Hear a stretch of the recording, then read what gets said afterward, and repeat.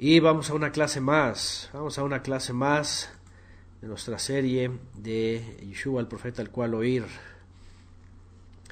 para seguir analizando las palabras de Mashiach, la instrucción, los desafíos, por supuesto, de su llamado, la interpretación de la Torá, los nuevos mandamientos, o no como mandamientos, sino más bien las nuevas revelaciones, como lo hemos hablado. En la oportunidad que tuve de compartir allá en Tijuana, que me permitió nuestro hermano Alberto Lendo, allá en Tijuana,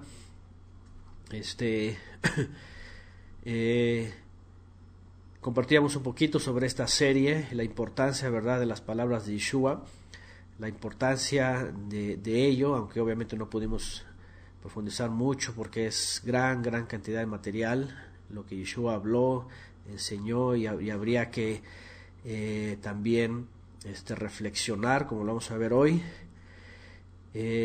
pero es de vital importancia, por supuesto, seguir repasando esto, aún de manera muy sencilla, muy literal incluso, o muy superficial.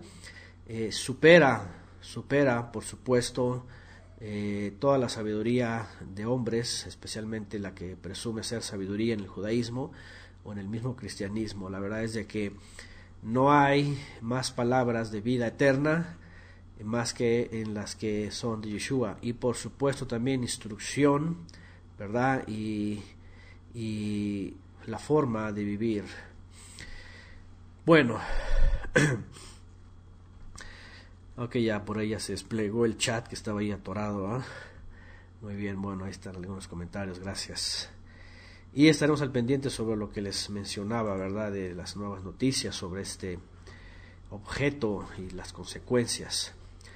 Bueno, vamos a nuestra clase entonces, y las palabras de Yeshua HaMashiach. El día de hoy vamos a continuar con lo que estábamos viendo en Mevaser Luca, en Lucas capítulo 10. La semana pasada hablamos de aquellos talmidim que se convirtieron también en sheliachim, 70 hombres que envió, 70 varones que envió a las ciudades de Israel, y bueno, que regresaron con gozo. Ya saben todo aquello. Vimos sobre la caída de Satanás también rápidamente. Vimos también finalmente que Yeshua subraya como más importante que nuestros nombres sean escritos en el libro de la vida, antes que ser jactanciosos de milagros, de sanación, de echar fuera demonios, e incluso yo diría de ser conocedores, ¿verdad? O de presumir conocimiento o incluso observancia. Saben que dentro de los movimientos raíces hebreas, por supuesto, en el mesianismo, pues también hay mucha presunción, ¿verdad? En efecto, cuando se exhiben todos los problemas del cristianismo, a veces suele resaltar también la observancia muy judaica, y eso también puede ser de cada quien, pero eso tampoco, en palabras de Yeshua, significaría todo. Es decir, cualquier cosa de la cual pudiéramos nosotros gloriarnos, como dice Shaul, ¿verdad? De cualquier cosa que pudiéramos gloriarnos, sea terrenal, sea espiritual, en este sentido, finalmente Yeshua dice que de lo que deberíamos de gozarnos más es de que nuestros nombres, ¿verdad?, estén escritos en el libro de la vida, de que estén ahí, independientemente de lo que hagamos o dejemos de hacer, que nuestros nombres estén ahí, porque eso es lo que nos va a dar la dicha más grande en la eternidad, ¿verdad? No lo que hicimos acá, porque finalmente la Escritura dice que lo que hicimos acá es lo que debemos hacer, ¿verdad? ¿Se acuerdan?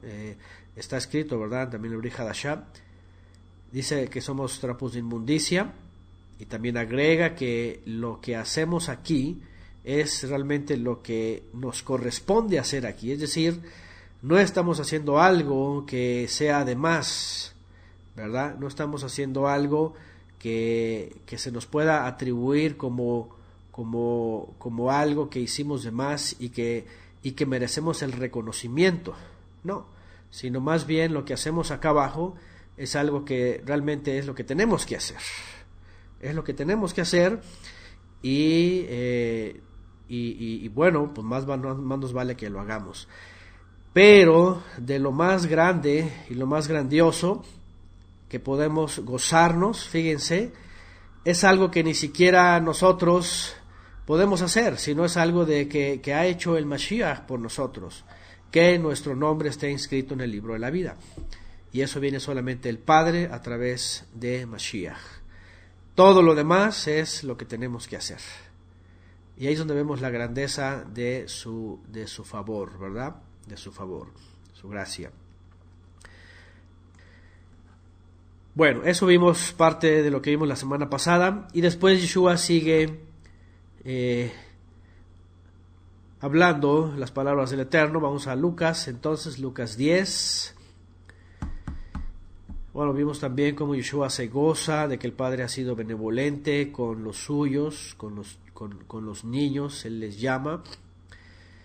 Y además la dicha de poder ver al Mesías, mucha más dicha que ver a Moisés o a los patriarcas o a los profetas, ya que todos ellos anhelaban ver al Mesías. Pues bueno, ahí estaban los que realmente tuvieron la dicha. Lucas 10:25, vamos a continuar porque ahí el texto sigue. Ni siquiera vamos a concluir con esta parte de Lucas 10, para después continuar con otro tema paralelo o otros pasajes paralelos. Dice Lucas 10:25, y aquí se levantó cierto escriba. Vean, se levantó cierto escriba para, dice, ponerlo a prueba. Lucas 10:25. Y dijo, maestro, o rabí, ¿verdad? Comúnmente les llamaban como rabí. Dice, ¿qué podré hacer para heredar la vida eterna? Hay dos preguntas de la misma categoría, solamente que una la vemos en el famoso joven rico, obviamente, y según los datos que vemos, no es la misma ocasión que aparece en Mateo. Ya es el joven rico y Mashiach lo lleva al joven rico por las situaciones por las que vivía él. En este caso vemos a un escriba, aquí dice, un sofer. Los soferim o los escribanos o los escribas, ¿verdad? Era gente, pues obviamente como lo vemos aquí, gente bien letrada, gente conocedora, hacían traducciones de la Torá, hacían interpretaciones también de la Torá, eran parte de los saduceos, porque eran los que estaban encargados, y también parte de los fariseos. Y en teoría pues era un hombre bien letrado, ¿okay? Conocedor aparentemente de la escritura y también pues de la tradición. Y dice aquí que se acercó este sofer, este escriba, para ponerlo a prueba. Y entonces le dijo, Rabí, ¿qué podré hacer para heredar la vida eterna? Fíjense, la vida plena. Y bueno, ya sabemos también, como lo hemos hablado antes, que en el judaísmo del primer siglo pensaba muy diferente al judaísmo de ahora, o más bien el judaísmo de hoy piensa muy diferente al del primer siglo. Hoy día podemos ver muchas opiniones judaicas para contradecir lo que Yeshua enseñó, e incluso se contradicen ellos mismos de lo que ellos mismos predicaban en el primer siglo, como lo vimos con la resurrección de los muertos. Aquí hay una pregunta de este hombre sobre la eternidad. Fíjense nada más, aquí le pregunta heredar la vida eterna. ¿Por qué este hombre no le pregunta qué haré para heredar el reino, o el milenio, o el futuro gobierno mundial? ¿Por qué creen que no le pregunta qué haré para heredar el Olam Jabá que viene con el Mesías en el trono? Aquí su pregunta es heredar la vida eterna. Aquí rápidamente se va al momento de su condición de vida en ese instante, que está posiblemente haciendo lo mejor no para heredar un milenio, sino para heredar la vida eterna. Bueno, su pregunta, aunque tiene otro sentido y esa manera de prueba, su pregunta está bien acertada. Y es que todos esperaban la eternidad ya, esperaban la venida del Mesías para que hubiera el fin de todas las cosas y la resurrección de los muertos para eternidad. Sin embargo, sabemos, como ya lo hemos estudiado también en palabras de Yeshua, y también en la profecía, que no iba a llegar el fin de los tiempos cuando venía Yeshua, sino que iba a venir la restauración de Israel y un proceso de tiempo para salvar a todas las naciones, que son estos 2000 años. Luego el fin, entonces sí. Entonces cuando venga Mashiach, entonces sí, después viene la vida eterna. Bueno, eso ya nos lo revela Mashiach mismo y a través del Ruach HaKodesh también. Pero por ahora, dentro de su pregunta está que tenían la esperanza ellos de la vida eterna, ¿verdad? Vida plena, es decir, para nunca más morir. ¿Por qué digo esto? Porque la tradición judía hoy día dice que cuando venga el Mesías, no todos van a tener vida eterna. ¿Sabían eso? Basado en los profetas, sobre todo en Isaías, ellos creen incluso que en el mismo milenio va a haber muerte, no va a haber vida eterna. Ellos mismos creen, basado en Isaías, que en el famoso milenio no todos van a gozar de vida eterna, que algunos van a morir, incluso niños y aquellos que caen en maldición. De tal manera que ni siquiera las creencias del primer siglo hoy día las pueden sostener la tradición judía. Es decir, no todos. Bueno, dentro de esta pregunta, porque todo lo que va a responder después de Yeshua, bueno, tiene que ver con otro sentido, pero yo quiero adelantarme un poquito sobre. En esta pregunta, aparte, viene esta creencia que ellos tienen en el primer siglo. Vida eterna. Bueno, vamos a ver el sentido que Yeshua le da respecto a su pregunta, porque aquí le da un ejemplo sobre lo que es realmente más importante, ¿verdad? Para poder recibir el regalo de la eternidad. Porque por un lado, fíjense, acaba de decirle a sus discípulos que es más importante, sobre todas las cosas aquí abajo, que pudiéramos tener o hacer o dejar de hacer, que nuestros libros estén escritos nuestros nombres estén escritos en el libro de la vida. Pero por otro lado, aquí viene un escribano y le pregunta qué puede hacer para que su nombre esté inscrito en el libro de la vida, que es lo mismo a recibir la eternidad. Y entonces aquí le enseña el Hasidut. Bueno, ¿por qué no le enseña a sus discípulos el Hasidut? Bueno, sí se los enseña en realidad. Cuando les dice arriba, anteriormente lo que estudiamos ya, de que gócense porque sus nombres están en el libro de la vida. Antes Yeshua ya había enseñado el Hasidut, ¿se acuerdan? Lo vimos en Mateo 5. Dichosos los que, y todo eso que enseñó es Hasidut. Eso es lo que va a volver aquí a enseñar a este hombre que aquí se lo anticipa, ¿verdad? Para poder recibir la eternidad o para que su nombre esté inscrito en el libro de la vida, aquí le va a enseñar el Hasidut, que se conoce como la piedad, la bondad. Y no solamente se lo va a enseñar, sino que primeramente lo va a llevar a la Torah. Porque aquí Yeshua le dice, bueno, ¿tú qué lees en la Torah? ¿Qué está escrito en la Torah? Qué interesante. La Torah tiene el remedio, tiene la solución para poder, ¿cómo se dice? Para poder heredar la vida eterna. La Torah tiene el requisito para poder heredar la vida eterna.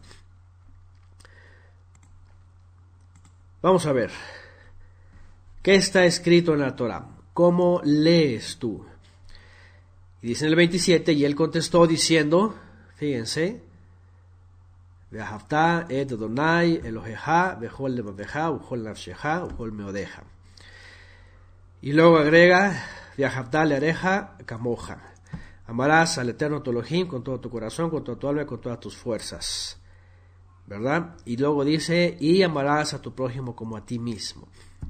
Qué interesante que le pregunta Yeshua qué lees en la Torá para alcanzar la vida eterna, y el escribano no le dice aquí están todos los mandamientos, sino que lo lleva a lo que se conoce como el gran mandamiento. Porque el gran mandamiento, lo que se conoce como Harishonah Mitzvah, dice, lo que engloba toda la Torah. Amar al Eterno tu Elohim engloba todo el mandamiento. Todo el mandamiento que está en la Torah. Amar a Elohim quiere decir obedecer todo aquello que Él ha dado, y es algo generalizado.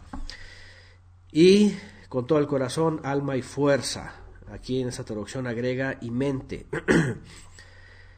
Y luego, Ve'ahavta l'ereja kamoja, y amarás a tu prójimo como a ti mismo. Esta parte de la Torah no viene incluida en el Shema. ¿Okay? Esta parte, amarás a tu prójimo como a ti mismo, viene en otra sección de la Torah. Sin embargo, tradicionalmente se enseñaba en un solo enunciado.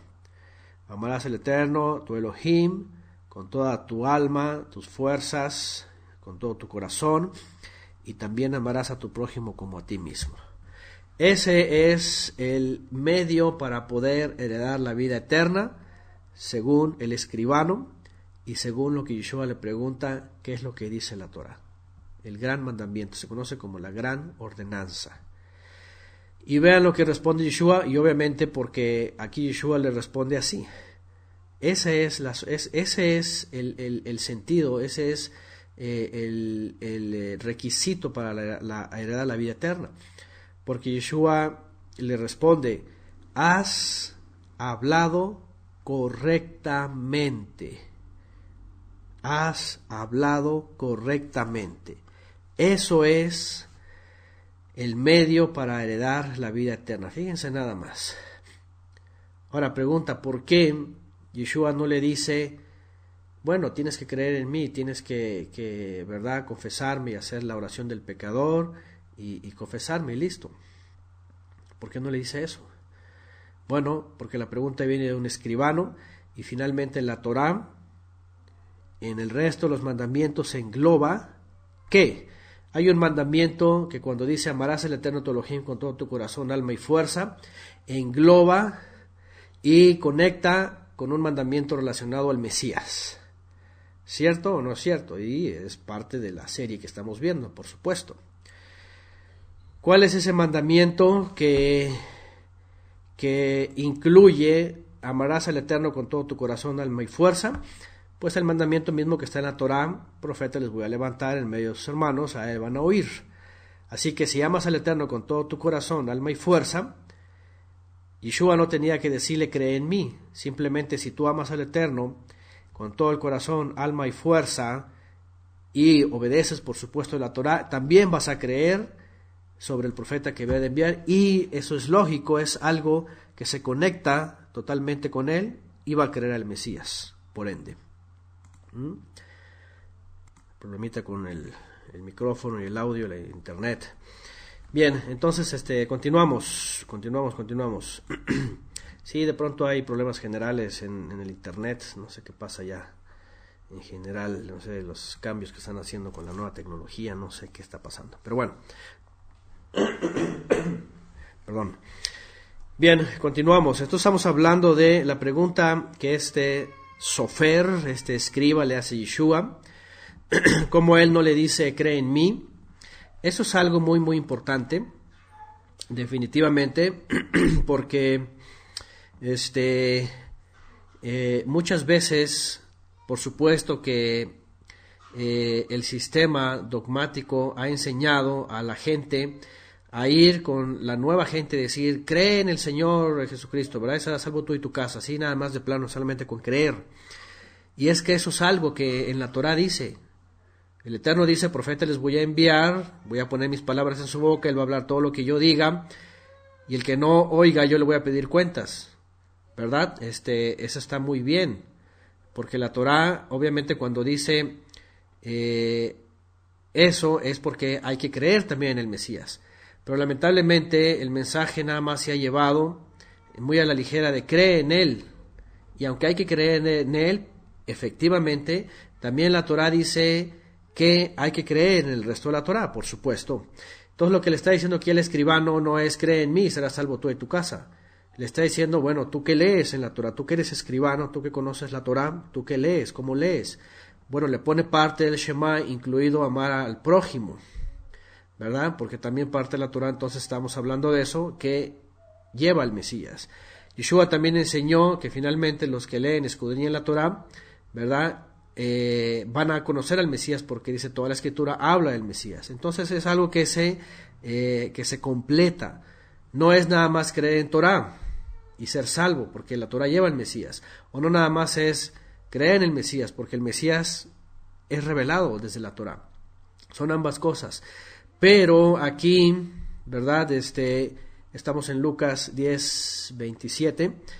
Pero aquí Yeshua le va a enseñar y nos va a enseñar a todos todavía algo que no debemos olvidar, que seguramente ya lo sabemos, pero tenemos que recordar las palabras de Yeshua en una parábola aquí para decirnos qué es conocer Torá. Podemos decir que somos muy conocedores de Torá, pero aquí la gran diferencia es si la vivimos. Porque ¿a qué lleva toda la Torá? No lleva nada más a ser eruditos, toda la Torá lleva a vivirla.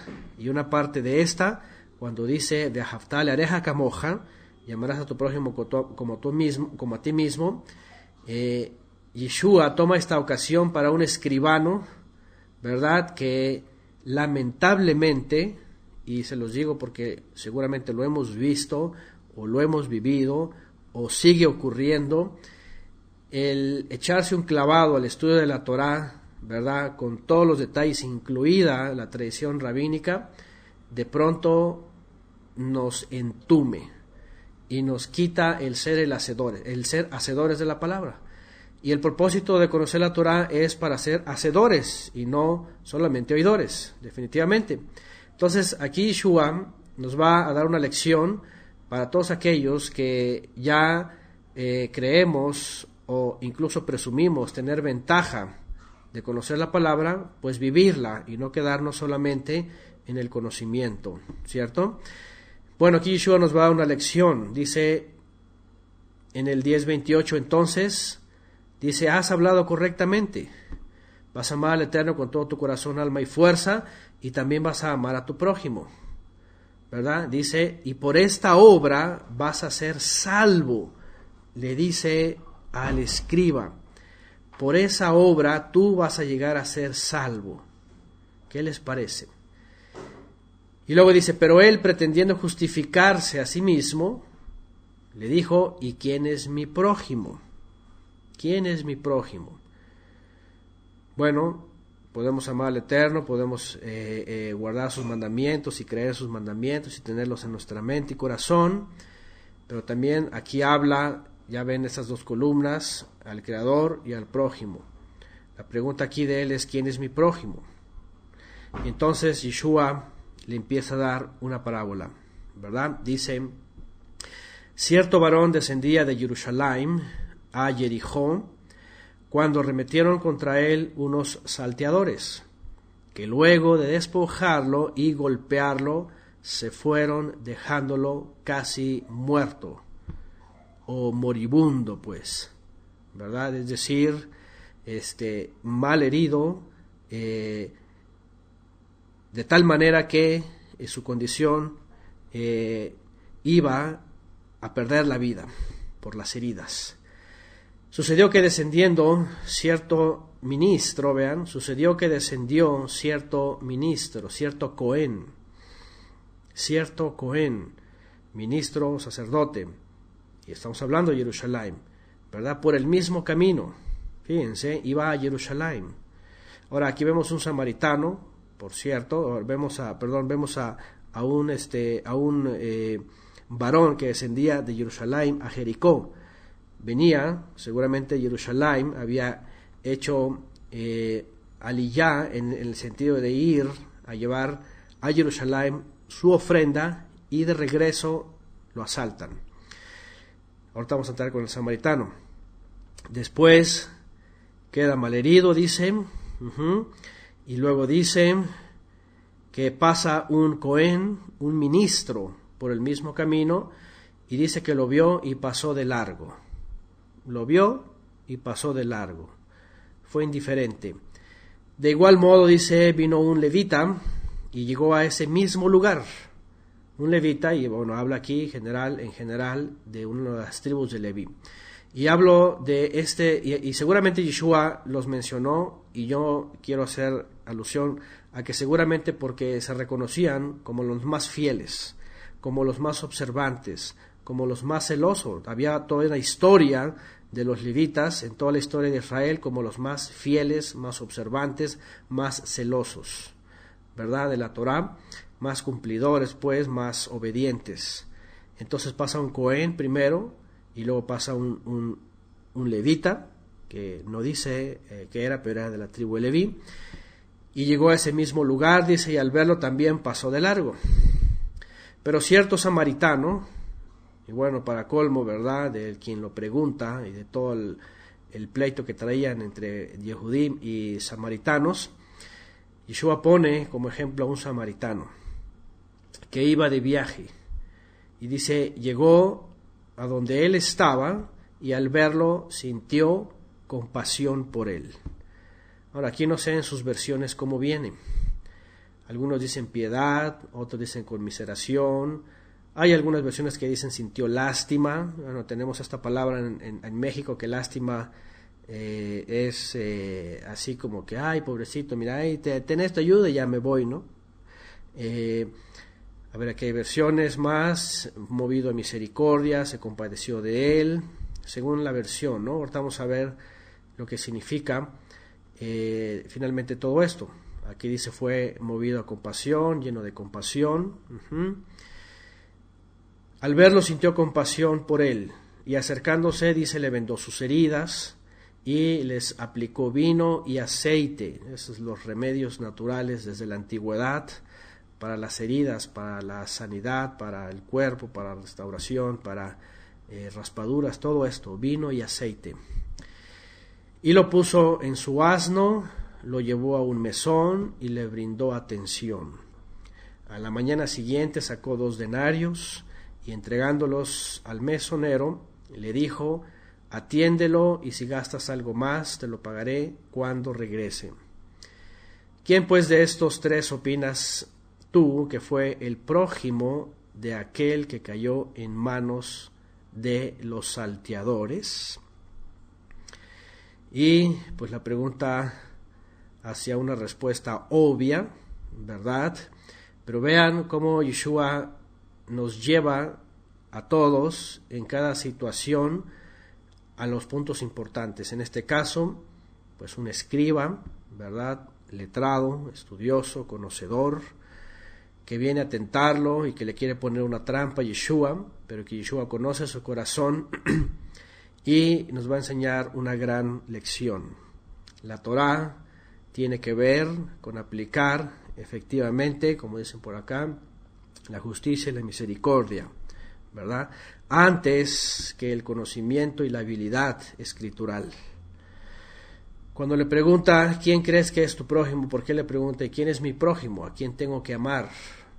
Porque entre ellos, y déjenme decirles algo, entre el judaísmo, yo creo que ustedes lo saben y a lo mejor lo llegaron a vivir, incluso lastimosamente y lamentablemente en grupos mesiánicos bien judaizados, hay elitismo. Y para ellos el prójimo o el hermano no es un gentil, es solamente el que cree igual que ellos creen y que hace las mismas cosas que ellos hacen y piensan igual y solamente son parte de un círculo. Y aunque se llega a desprender un miembro de ese círculo para salir a algún lugar, y mientras va, camina y viene, toda la gente afuera para ellos son paganos, idólatras, perversos, caminos al infierno, y nadie tiene ningún mérito de nada. Y ese es un pensamiento que viene del judaísmo, desde el Talmud. Ese es un pensamiento que viene en el talmudismo, que para ellos solamente los judíos, para ellos solamente su misma comunidad. Los de afuera todos son bestias salvajes, goim, perros. Lamentablemente este tipo de pensamiento se ha transferido a muchos movimientos mesiánicos y se convierten en elitistas. Y entonces el prójimo y el hermano, ¿verdad? O bueno, finalmente el prójimo aquí, como dice, ya no es el que es semejante a nosotros en todas las condiciones, sino para ellos simplemente es el que está dentro de su ideología y su filosofía, ¿verdad? Y todos los demás simplemente no son nada. Aquí, ¿qué es lo que enseña Yeshua? Cuando él pregunta, ¿quién es mi prójimo? Porque él, y como lo enseña en otro mandamiento, ¿verdad? Ama, dice, a los que no te aman, porque ¿qué caso tiene tú amar a los que te aman? Pues bueno, yo amo a los que me aman, pero los que me odian, bueno, y ahí es donde está el reto. Entonces Yeshua lo lleva a sacarlo de su contexto y a decirle, tu prójimo no es el que tú crees que es tu hermano, no es el que practica lo que tú, el que es religioso igual que tú y celoso igual que tú. Tu prójimo simplemente es el que está más cerca de ti cuando te necesita a ti. Llega en un momento de tu vida, de tu existencia, cerca de ti, necesitado para que tú le ayudes. Ese es tu prójimo, porque también a imagen y semejanza de Elohim fue hecho. Prójimo, actualmente en los conceptos griegos, yo no sé qué ustedes opinan, pero se ha usado el término de la empatía, que es un término de origen griego, que lo usan en la filosofía también, pero que es muy real, ¿verdad? Que refiere a una habilidad cognitiva de una persona para comprender el universo emocional de otra. Y no tiene que ver realmente con alguien dentro de nuestro círculo, sino tiene que ver con cualquier persona. Empatía es eso que este samaritano experimentó en ese momento, y déjenme decirles que yo creo que los que hemos experimentado esto, empatía de pronto de gente que nos cruzamos con ella, con cierta necesidad, con cierta ayuda, los que hemos experimentado esto, podemos experimentar esta definición, esta habilidad de conocimiento, ¿verdad? Para introducirnos en el universo emocional de otra y en las necesidades de otras personas, ¿verdad? En el pensamiento, en el dolor de otras personas. Eso es empatía. Lamentablemente, nuestro sistema materialista nos ha llevado a perder toda empatía y perder toda esa conexión con el prójimo, el que esté más cerca. Los teólogos incluso algunos llegan a decir es el que está más próximo. El prójimo es el que está más próximo, ¿verdad? No nada más es de mi círculo, sino cualquiera que esté cerca y tenga necesidad, necesite ayuda o esté pidiendo ayuda, ¿verdad? Y podamos tener empatía con él. Y el sistema materialista lamentablemente hoy día nos ha enseñado el egoísmo, ¿verdad? La indiferencia, a decir, bueno, que se las arregle como quiera, o peor el caso, el talmudismo, pues es un pagano, es un goy, ¿verdad? Ya, pues hay que se las arregle, pues se metió en ese apuro por esto y por lo otro, y él tiene la culpa, él se lo buscó. Todas estas cosas, fíjense nada más, todas estas cosas. Cuando Yeshua enseña esto a este hombre, le está, incluso como dice aquí Lulú, está diciendo, incluso con personas aunque no crean en Yeshua, fíjense nada más. Ahora, por otro lado, y aquí ya van a poner algunas preguntas y algunos ejemplos, por otro lado también tenemos un gran problema en nuestra sociedad, porque definitivamente, como dice Yeshua, hay gente afuera fingiendo tener problemas y necesidades, y son extorsionadores, son engañadores. Y hemos hablado también de esto, ¿verdad? Hemos hablado de gente fraudulenta, y yo he hablado también, yo conocí una gente que bueno, andaba hasta de traje y tenía ciertos días en donde se vestía de mendigo. Fíjense nada más, se vestía de mendigo y andaba ahí, ¿verdad? Incluso hasta tenía la barba larga y en el momento de fingir, y se vestía como mendigo, y resulta que tenía sus grandes ahorros. Y hay gente así, yo he escuchado mucho así. Por un lado tenemos el materialismo que nos ha enseñado a cerrar nuestra mano. Por otro lado tenemos a los defraudadores, ¿verdad? Que ya nos hacen pensar, ay, ¿será que tiene necesidad o no tiene necesidad? ¿Será real o no será real? Ese es un gran problema hoy día. Y lo hemos hablado antes, lo único que tenemos aquí es tener discernimiento. Pedirle al Padre, al Eterno, que cuando vengan esas ocasiones nos dé discernimiento. Y en su Ruach poder tener la revelación, porque esto existe, yo creo que lo hemos experimentado, de saber quién realmente necesita ayuda y cómo lo podemos ayudar. Ahora, por otro lado, tampoco, no siempre se refiere a dinero. De hecho, hay mucha gente, ¿verdad?, que se enfoca solamente en el dinero, pero a veces nos damos cuenta que hay otros tipos de necesidades u otros tipos de ayudas. Entonces, lo que sí no es cambiable, lo que sí no cambia es de que Yeshua aquí nos enseña esto que se conoce hoy día en términos griegos como empatía. Poder introducirnos en el universo emocional o de necesidad de otra persona y poder acercarnos en ayuda de ella. Ahora, también la Escritura nos enseña un orden de esto, ¿verdad? Dice primero, ciertamente, los de la familia de la fe, luego los de la familia de la carne, que no son creyentes, y luego los de afuera. Cuando estamos en este momento, yo creo que hay que ser dirigidos por el Ruach HaKodesh para poder no dejarnos engañar, obviamente, por extorsionadores, y poder realizar el mandamiento como el Padre lo ordena.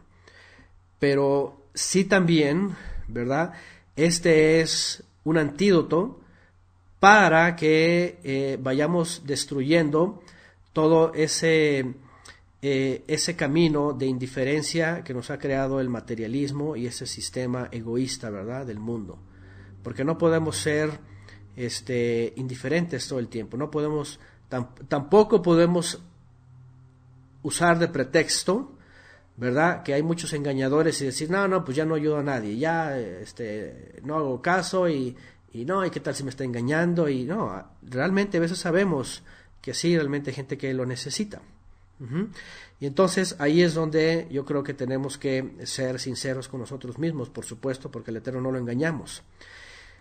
Ser personas que discernimos, que sabemos entender, que podemos orar para que entonces esta parte del mandamiento, que es muy importante, porque Yeshua lo dijo, amarás a tu prójimo como a ti mismo, dice la Torá, bueno, esto hazlo, esto cúmplelo, y así heredarás la vida eterna, ¿verdad? Es una parte importante, por supuesto, de la observancia. Nosotros ya sabemos que son dos columnas, es Mashiach, muy bien, ya lo tenemos, que bueno, ¿estamos esperanzados en Él? Sí. ¿Creemos en Él? Sí. ¿Creemos que regresa? Sí. ¿Creemos que nos da vida eterna? Sí. Pero también Él nos enseña a que la Torah está ahí y también tenemos que llevarla a cabo, ¿verdad?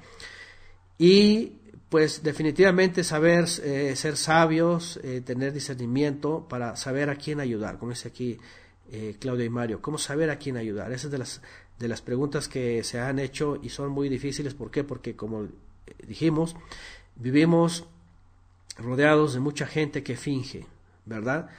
Gente vividora también. Y esto yo creo que siempre lo ha habido, ¿no? Gente que se aprovecha, gente que finge, gente que son hábiles para el engaño. Entonces, yo creo que la mejor forma es estar orando en comunión con el Eterno cuando se va a prestar una ayuda y no ser sorprendidos por alguien que lamentablemente puede ser un fraude, ¿no? Y bueno, finalmente pues lo que Yeshua trata aquí de decir es de que el mandamiento es para cumplirlo. Al final de cuentas, y no solamente es uno, sino son muchas cosas en la Torá que ya vamos conociendo poco a poco, son para cumplirlas, no están de adorno, son para cumplirlas, es la verdad, son para cumplirlas, son para vivirlas, y esto es la vida eterna, esto es la vida eterna. Por eso en Apocalipsis, ¿verdad?, al final, ¿qué dice? Al final el Apocalipsis dice, dichosos, aunque en las versiones modernas dice los que lavan sus vestiduras para tener derecho al árbol de la vida, en el sentido literal. Hay versiones que vienen en sentido interpretativo, ¿verdad? Que es dichosos los que guardan sus mandamientos. Y guardar, observar, quiere decir los que llevan a la práctica estos mandamientos, para que tengan derecho al árbol de la vida. Entonces, lo que estamos aquí viendo es, finalmente, que el mandamiento es para cumplirlo. Lo demás es parte de nuestra vida de fe, ¿verdad? Porque ciertamente, aunque hay muchos engaños, ¿verdad? Sí podemos notar cuándo es realmente alguien que necesite. Y poder tener empatía, algo que tenemos que orar también, ¿verdad? Yo creo que aquí también es una necesidad primaria, orar, es orar para tener esta empatía, como se usa esta palabra hoy día, ¿no? Moderna, para poder tener esta empatía, para poder introducirnos en el universo emocional y de necesidad del que realmente tiene esa necesidad. Entonces poder, como aquí Yeshua lo dice, ser movidos a Gesed, ¿verdad? A bondad. Por otro lado, el texto también se han hecho interpretaciones alegóricas, midrashicas, sobre ese samaritano que viene y ayuda al necesitado, ¿verdad? Y aquí también hay una interpretación midrashica muy interesante sobre el Mesías como un ministro del Eterno versus los ministros que dejaron su verdadero servicio de observancia y servían a un sistema religioso. Dice Yeshua, a un escribano pasó un Cohen, ¿verdad? Dice Yeshua, a un escribano pasó un Cohen y no asistió al necesitado. Y pasó otro que es un levita y tampoco dio asistencia al necesitado. Pero viene un Cohen enviado por el Padre, ¿verdad? Como el Padre lo quiere, y viene y se acerca a muchos necesitados nuestros, ¿cierto? Y es movido a compasión. Fíjense, es movido a compasión. ¿Qué dice la Escritura cuando Yeshua vio, dice, a una multitud de gente, dice que estaba como ovejas sin pastor? ¿Ah? ¿Qué dice? ¿Qué es lo que dice ahí? ¿Se acuerdan? Lo mismo. Dice que fue movido a compasión. Fue movido a misericordia. ¿Se acuerdan? Porque vio, dice, a todos los israelitas como ovejas sin un pastor. Y obviamente ve a toda la humanidad en esta condición caída. En esta condición destruida, moribundos, o algunos muertos, necesitados, ¿verdad? Con problemas, con grandes pecados, con transgresiones, con ya sentencia de muerte, y es movido a compasión y deja los lugares celestiales y se acerca con nosotros y nos viene a lavar nuestras heridas. Nos viene a untar con vino, que es su muerte, representa eso, y con aceite, que es la unción del Ruach HaKodesh. Hay alguien incluso que se atrevió a decir, qué interesante, que incluso viene en el caballo. Viene montado en el caballo, en un caballo. Y así se acerca primero con miseración, con piedad. ¿Se dan cuenta? Cosas así de pronto un poco extrañas, ¿verdad? Pero viene con Gesed y viene en un caballo. Los que tienen, ¿verdad?, oído para oír, en el caballo. pero aún así nos da sanidad, aún así se acuerda de nosotros, y aún así nos pone aceite en las heridas, ¿verdad? Vino en las heridas y aceite en el cuerpo y nos unge. Y aún así tiene que irse, pero nos deja restaurando.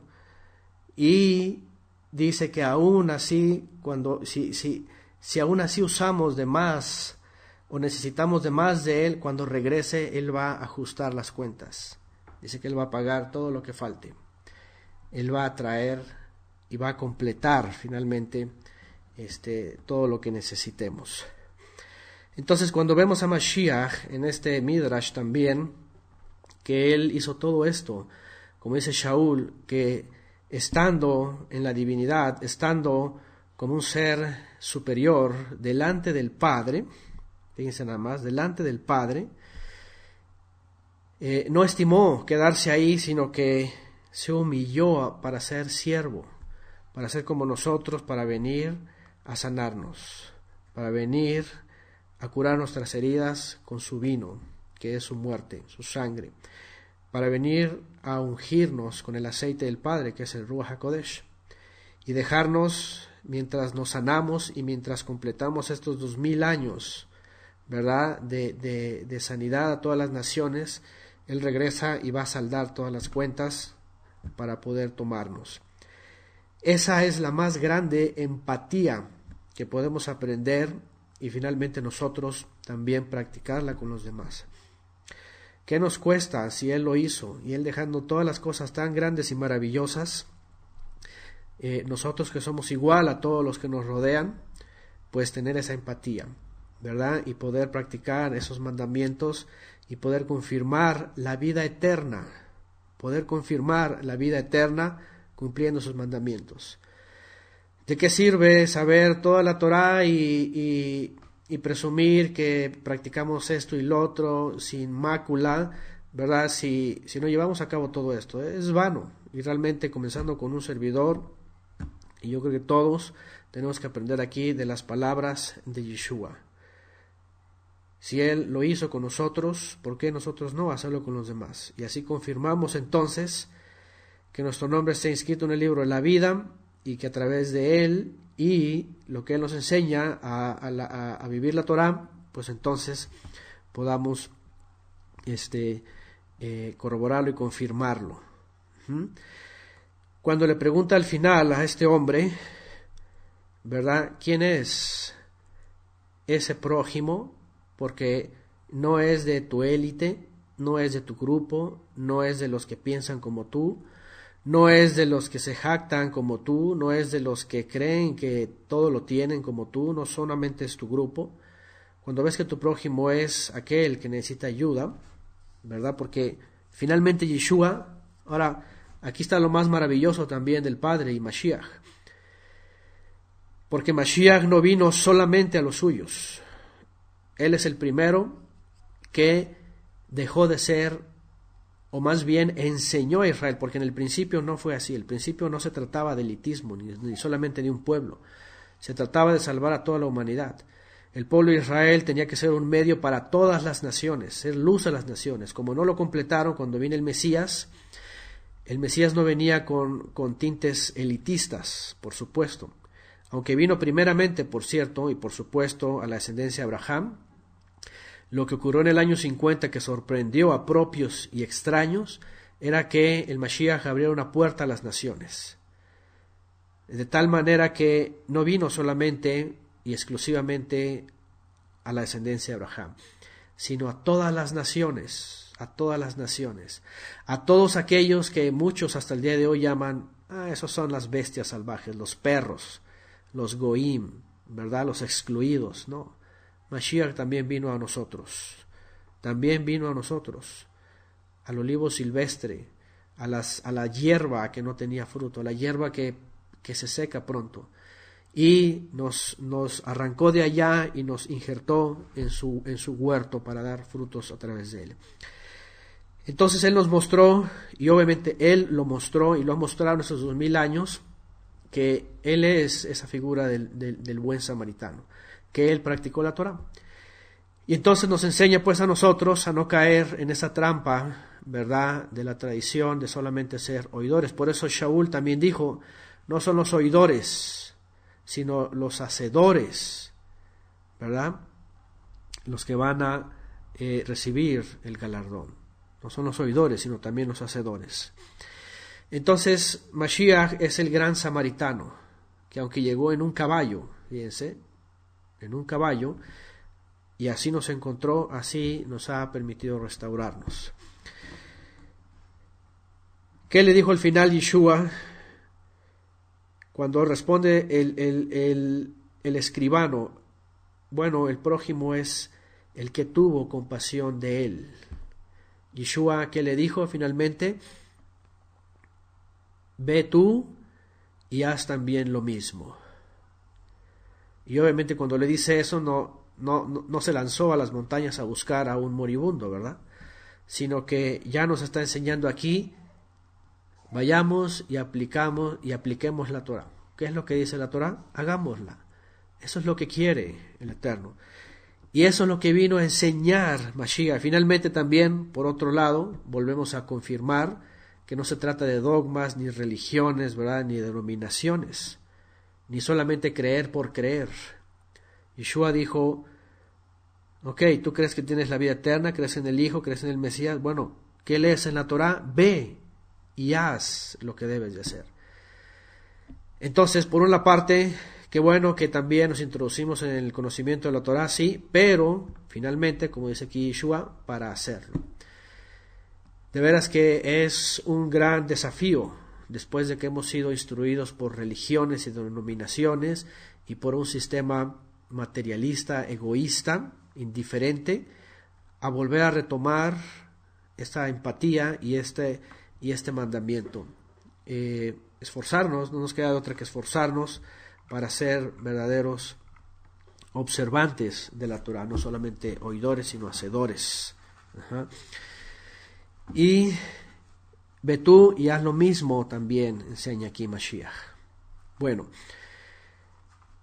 para terminar este capítulo, continuamos en esta parte y él dice que, aconteció que mientras iban ellos de camino, entró él en cierta aldea y una mujer llamada Marta lo recibió en su casa. Ella tenía una hermana que se llamaba Miriam, que vino y se sentó a los pies de Mashiach y prestaba atención a sus palabras. Prestaba atención a sus palabras. Pero Marta, que se afanaba con muchas ocupaciones, vino a decirle, Señor mío, ¿no te importa que mi hermana me haya dejado servir sola? Dile que me ayude. Entonces le contestó Yeshua diciendo, Marta, Marta, estás afanada y ansiosa por muchas cosas, pero una sola cosa es necesaria, y Miriam ha preferido la mejor parte, la cual no le será quitada. Y bueno, con estas palabras de Yeshua también, de Mashiach, confirmamos que es lo importante también aquí, ¿verdad? Porque, por un lado, vemos a un escribano, ¿verdad?, colgado de la erudición, ¿verdad?, y el conocimiento amplio de la Torá y la tradición, sin contemplar el ser hacedor, como debe de ser, no como la tradición lo hacía. Y por otro lado, vemos el activismo, de lo que hemos hablado antes también, ¿verdad? El activismo en muchos movimientos, y ya saben a qué me refiero, para que no se ofenda a alguien por ahí cuando hablo de esta parte del cristianismo. Hay gente que todavía se ofende y cree que estamos insultando al sistema o a gente. Pero aquí vemos a una mujer ansiosa, afanada, en una especie de activismo. Bueno, viene Yeshua, por supuesto, es alguien al cual hay que recibir con muchas atenciones, aparentemente, le reciben. Y hay dos mujeres aquí que también hacen alusión, ¿verdad?, midrashica, a estos dos asuntos, ¿verdad?, de Israel, y una llena de activismo. Una llena de activismo, cosas por aquí, por allá, sí. Y sí, el maestro, pero tengo que hacer eso, tengo que hacer lo otro, tengo que ir ocupada totalmente, ¿verdad? En tradiciones, en ejecuciones, ¿verdad? Midrashika, estoy hablando de un midrash, de una figura que habla no solamente de dos mujeres, hermanas que viven en una casa, sino de las dos casas de Israel, o de Judá y de Efraín, vamos, o de los sistemas hoy día también que podríamos hablar, ¿no? Entonces, muchas ocupaciones sin poner atención a las palabras de Yeshua. Muchas ocupaciones haciendo ritos, ceremonias, tradiciones, que hay que hacer esto, que hay que hacer lo otro, sin mácula, paso a paso, letra a letra, y es que así no es, y es que así es, y es que, ¿verdad? Aquel dijo, y es que ya te equivocaste, y es que por qué no lo pusiste, y es que va arriba, y es que va abajo, y cosas así tan meticulosas que hemos hablado, ¿verdad? En la tradición, cuando hablamos de todas estas experiencias que pasamos en el mesianismo, ¿verdad? Y yo cuando he estado en grupos, en familias, y hablamos de todo eso, y hablo de la preparación de Shabbat, nada más veo a las hermanas, o que se agachan, o que se ríen, o que se voltean a ver, cuando son adoctrinadas por estas situaciones judaicas de preparación de Shabbat, por ejemplo, ¿verdad? O también el domingo, el dominguismo, ¿verdad? Que todo tiene que estar sin mácula, perfecto, y hay hasta pleitos y discordias, que porque ya faltó esto, que porque ya faltó el otro, y que porque no sé qué, y que no fuiste, y el Shabbat ya no es Shabbat, o el día de servicio ya no es servicio, ya todo es un activismo y todo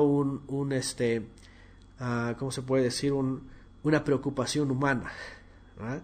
Aquí vemos esta parte, ¿no? Tradicional de pensamiento muy estratégico contra lo que verdaderamente es importante, Esta ocasión, con esas dos mujeres que reciben a Mashiach, pues nos muestra en una forma metafórica, así es midrashica, qué es lo más importante, ¿verdad? No estar metidos en todo ese activismo tradicionalista de ritos y prácticas, sino detenernos y escuchar las palabras del Mesías, ¿verdad? Marta estaba afanada, aquí dice ansiosa por muchas cosas que creía que debían de ser o de hacerse, activismo, religionismo, o como se puede decir, pero Yeshua le dice, una sola cosa es necesaria, y Miriam ha preferido la mejor. ¿Cuál es esa? Y dice, y no le va a ser quitada, Está en el verso 10:39, ¿verdad? Dice, ella tenía una hermana que se llama Miriam, que vino y se sentó a los pies de nuestro Señor, dice esta versión, y prestaba atención a sus palabras. ¿Qué es esto de sentarse a los pies? Ya hemos hablado en el primer siglo el concepto de una yeshiva, que era cuando el maestro tenía a su alrededor, cerca de él, enfrente a sus talmidim, a sus alumnos, y entonces se acercaban para escuchar al maestro y ser instruidos y tener una dirección en su vida, dando una interpretación de la Torah. Entonces, lo que hace esta mujer aquí, según lo que nos dice Yeshua, es la parte importante que no se nos va a ser quitada. Salirnos del activismo religioso, dogmático, tradicionalista, y ¿saben qué? Detenernos a escuchar las palabras del Mesías, las palabras del profeta al cual el Padre envió, su Hijo, su ungido, su Mesías, etc. Y esa parte es más importante que cualquier rito o tradición, definitivamente, ¿cierto? De esta manera, yo creo que todos hemos, o la mayoría, pasado por ahí, o al menos nosotros, como yo lo he contado también en mi testimonio y en algunas clases, llegamos a perder incluso el gozo, la alegría, la necesidad de escuchar las palabras de Yeshua, por seguir los ritos y las tradiciones y las prácticas y las cosas que se hacen tanto en uno como en otro sistema religioso. ¿Saben a lo que me refiero? Pero la mejor parte es en dejar de agobiarnos, dejar de estar afanados y ansiosos y poner atención en las palabras de Mashiach. Eso es lo que verdaderamente importa aquí en palabras de Mashiach. Y por supuesto, ponerlas por obra, definitivamente, como lo hemos estado viendo, no solamente oírlo, sino también vivir lo que es nuestro desafío, definitivamente, porque no es fácil, ¿verdad? Y hay que esforzarnos día a día para poder llegar a esa satisfacción. Bueno, de aquí quiero que nos pasemos a Marcos, ocasiones paralelas, momentos paralelos en otros evangelios. Vamos a agregar esta parte en Marcos 8, vámonos a Marcos 8, quiero que veamos esta parte, porque la próxima semana vamos a introducirnos en Mateo, en algunas parábolas. Cuando tenemos a las parábolas están llenas de instrucciones y de revelación también. Y vamos a Marcos 8.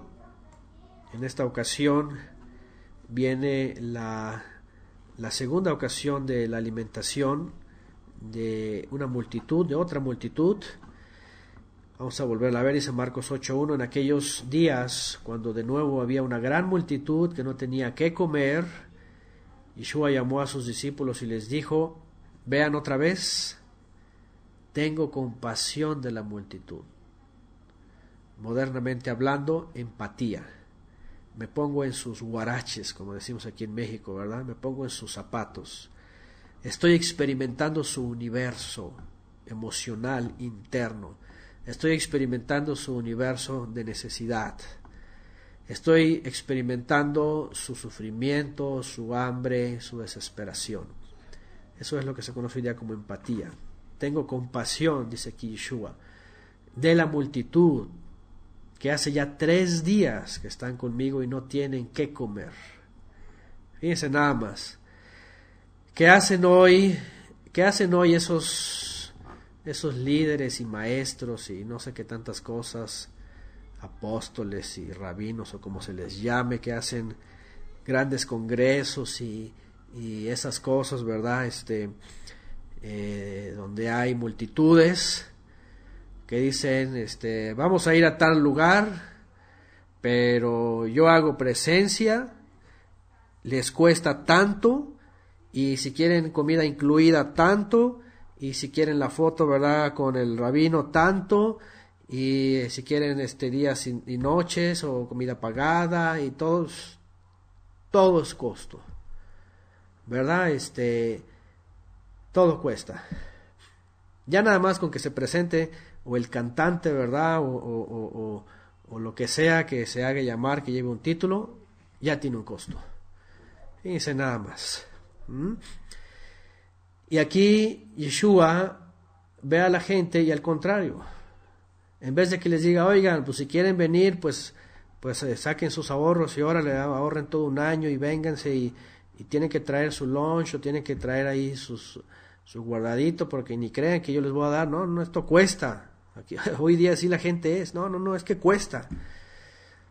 No, aquí Yeshua tiene empatía de ellos y les dice, están conmigo ya 3 días y no tienen que comer. Fíjense nada más. Experimentó el rugir de sus estómagos. Experimentó el rugir de sus estómagos. Así es como dice ahí un disque apóstol, ¿verdad? Como dice aquí Natán Lendo, primero dinero, luego milagros. Dice nada más, ya de plano a eso llegan estas gentes, ¿no? Y aquí Yeshua no, incluso así les dice, y tengo compasión de ellos, no tienen comida. Y si los despido sin comer a sus casas, dice, desfallecerán en el camino, pues algunos de ellos han venido de muy lejos. ¿Qué les parece? Bueno, aquí Mashiach tiene compasión de ellos, tiene empatía y ve la necesidad, y por supuesto también va a manifestar una obra más del Padre ¿Cómo? Dice en el 4, sus discípulos le respondieron: ¿dónde podrá alguien encontrar lo suficiente para saciar de pan a estos aquí en el desierto? Vamos a ver la literalidad y vamos a recordar también el Midrash que se suele mencionar aquí, porque otra vez hay una gran multitud, 3 días con él, y tienen hambre, han estado con él, pero tienen hambre. Y si se van sin él, desfallecen. Si se van sin el alimento que da él, desfallecen. ¿Verdad? Sus discípulos piensan: ¿y cómo le vamos a hacer con tanta gente que hay que alimentar? Vean, cuando vimos el primer Midrash, hablamos de Israel, de las 2 casas, alimento para las 12 tribus. Esta otra ocasión va a hablar de las naciones. Dice, y que está en el desierto. El desierto, ¿qué es el desierto? En el exilio, afuera, en el destierro. Él les preguntó: ¿cuántos panes tienen? Y ellos respondieron: 7. 7 habla de perfección. Entonces mandó a la multitud que se recostara en el suelo, ahí está, y tomando los 7 panes, después de dar gracias, los partió y los iba dando a sus discípulos para que los pusieran delante de la gente. Y ellos los sirvieron a la multitud, 7. También tenía unos pocos pececillos, aquí no dice cuántos, aquí no habla de 2, aquí dice unos pocos. Y después de bendecirlos, mandó que estos también los sirvieran. Todos comieron, verso 8, todos comieron y se saciaron y recogieron lo que sobró de los pedazos, 7 canastas, otra vez el número 7, perfección. Los que comieron eran unos 4,000 y los despidió, ahora sí, saciados. 4,000, el número 4 dentro de estos conceptos hace alusión a los 4 puntos cardinales de la tierra, a los 4 ángulos de la tierra, es decir, a todas las naciones. A todas las naciones. En esta ocasión se dirige que tiene el alimento perfecto y no puede dejar a las naciones sin sustento. Él se iba a ir, pero no era suficiente con lo que había hablado en tan poco tiempo, de tal manera que iba a dejar alimento perfecto, que los discípulos también, o sus sheliachim también, apóstoles, han emitido también en sus escritos y en sus testimonios para todas las naciones hasta el día de hoy. Fíjense nada más. Bueno, y dice que se saciaron y entonces los despidió. 7 canastas, aquí sobró de los pedazos 7 canastas, y los que comieron a 4,000, ahí están los 4 ángulos de la tierra, todas las naciones, y los despidió. Y bueno, vemos una vez más, por supuesto, también el milagro, definitivamente, no podemos olvidarlo. Es la segunda ocasión que alimenta una multitud, pero también una sombra profética que tiene que ver con el alimento espiritual de su palabra para todas las naciones también. Después de esto dice en el verso 10, y subiendo enseguida a la barca con sus discípulos fue a la región de Dalmanuta. Entonces salieron los perushim, los fariseos, y comenzaron a discutir con él, buscando de él una señal del cielo para ponerle a prueba. Para ponerle a prueba, ni siquiera para creer a ver si era él. Lo estaban probando, siempre estaban ahí queriéndolo poner en aprietos. Y dice en el 12, suspirando profundamente en el Ruach, dijo, ¿cómo piensan que hizo esto? Suspiró, tomó aliento, ¿verdad? Aquí dicen para tentarle, tratando de exhibirlo. Sí, su actitud era incorrecta. Ellos de por sí traían un espíritu ahí incorrecto. No era preguntar para saber, para edificarse, para conocer, para completar, para ampliar. Su pregunta ya tenía ahí una mala intención. Pero finalmente todo eso lo revertía Mashiach, ¿verdad? y tomaba y hacía lo mejor de todo eso. Era con malicia, así es. Y entonces dice que respira profundamente, suspiró. Así como que un poco incómodo, ¿verdad? Fíjense nada más el suspiro. No sé cómo vienen sus versiones en el 12. Aquí dice que suspiró profundamente en su ruaj. Y luego dice, ¿por qué pide señal esta generación?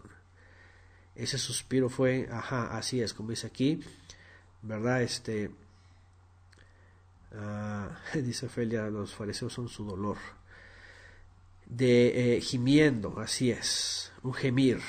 Aquí es esta versión, exhalando profundamente, exhalando lo profundo. Es decir, cuando hablamos de aliento, de viento, de ruaj, es la manifestación del Padre invisible y viene de lo más profundo. Fíjense nada más, de lo más profundo, este aliento que suspira quiere decir que la pregunta o la ocasión a la cual están llevando a él amerita una respuesta de inconformidad tan profunda, primeramente como para exhibir que no se han dado cuenta de lo que dice toda la profecía, ¿verdad?, respecto a poder conocer al Mesías. Como ya hemos visto antes, ¿cuáles eran las señales de la aparición del Mesías? ¿Cuáles eran sus características? ¿Eran señales de los cielos? ¿Era fuego? ¿Eran truenos? ¿Eran avistamientos? No sé, ¿era eso las señales? ¿Qué dicen los profetas? Por eso Yeshua gime, ¿verdad?, con un suspiro profundo, así como que, bueno, cuánta necedad. ¿Qué dicen los profetas sobre las señales? Lo mismo que los 2 testigos que mandó Yohanan, ¿verdad? Los sordos oyen, a los ciegos se les es devuelta la vista, los cojos saltan y danzan, ¿verdad? Los enfermos son sanados, los que están en tormento de los demonios son liberados, y a los humildes es anunciado el reino de los cielos. Esas son las señales, por favor, es suficiente. Pero él por eso suspira así. ¿Por qué esta generación pide una señal de esta forma? ¿Por qué? En verdad os digo, dice que no les va a dar señal a esta generación. Y dejándolos se embarcó otra vez y se fue al otro lado. Y se habían olvidado de tomar panes y no tenían consigo en la barca sino solo un pan. Y él les encargó diciendo, tengan cuidado, guárdense de la levadura de los fariseos y de la levadura de Herodes. Y ellos discutían entre sí que no tenían panes. Dándose cuenta, Yeshua les dijo, ¿por qué discuten que no tienen pan? ¿Aún no comprenden ni entienden? ¿Tenéis el corazón endurecido? Teniendo ojos no ven y teniendo oídos no oyen. ¿No recordáis, dice, cuando partí los 5 panes entre los 5,000, cuántas cestas llenas de pedazos recogisteis? Y ellos dijeron, 12. Y cuando partí los 7 panes entre los 4,000, cuántas canastas llenas de los pedazos recogisteis? Y ellos dijeron, 7. Y les dijo, ¿aún no entienden? Y bueno, vamos a quedarnos aquí. No, todavía continúa, porque aquí les explica, ¿verdad? Dice, llegaron a Betsaida y le trajeron un ciego. Oh, no, aquí no viene esta parte. Vamos a lo anterior. Bueno, ¿qué es lo que ha ocurrido aquí? Bueno, después de lo que pasa con los panes, ellos creen que cuando les habla de la levadura de los fariseos y de la levadura de Herodes, ellos entran de pronto como en una confusión sobre el alimento, ¿verdad?, sobre la comida, y empiezan a discutir sobre un pan. Dice, ahora traemos un pan, ¿qué va a pasar después? Y no estaban hilando, finalmente, no hilaron lo que estaba ocurriendo. Cuando vinieron, dice, los fariseos, dice en el verso 11 salieron Perushim y comenzaron a discutir con él y buscaban una señal y lo tentaban, ¿verdad?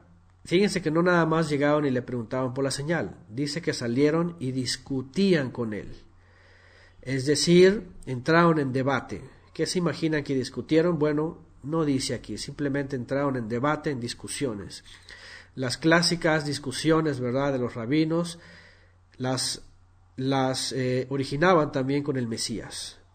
Y cualquier ocasión era importante para ellos, ¿verdad?, para discutir con él y negarle finalmente y tratar de exhibirlo. Pero después de discutir con él, ¿verdad?, dice, buscaban de él una señal del cielo para ponerle a prueba o para tentarle. Por supuesto que, como ya dijimos, los profetas hablan de las señales, pero ellos seguían sin creer en esas señales. Pero querían de ver de él, ¿verdad? O querían, y aquí es donde entra la prueba, la tentación, querían lo que ellos exigían, una señal del cielo diferente. Y por eso Mashiach les expresa, ¿verdad?, con este suspiro, su inconformidad. Pero les dice que no les iba a dar una señal en esta generación. En otra versión viene sobre lo de Yoná, ¿se acuerdan?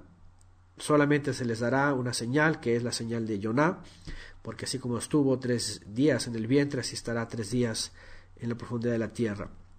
Pero bueno, en esta parte, en Marcos 8,